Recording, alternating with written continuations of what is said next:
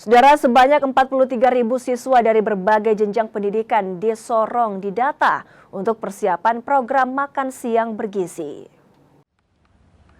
Program makan siang bergizi yang merupakan program unggulan pemerintah pusat kini perlahan mulai diterapkan di daerah.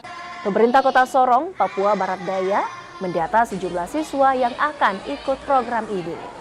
Berdasarkan data Dinas Pendidikan, total ada sekitar 43.000 siswa berbagai jenjang yang akan ikut program makan siang bergizi. Untuk siswa negeri sebanyak 28.800, sementara swasta sekitar 16.300 siswa. Kita semua akan terlibat bersinergi bersama-sama berkolaborasi dalam rangka melaksanakan program ini. Jadi mungkin tadi untuk tahun 2025 sendiri yang sudah kita respon, kita sudah gerakan cepat adalah menyerahkan data jumlah peserta didik kepada yang memerlukannya, sehingga berharap dengan data ini pasti ada analisa perhitungan itu lebih tepat untuk melaksanakan program makan siang gratis atau makan siang bergizi bagi anak-anak sekolah.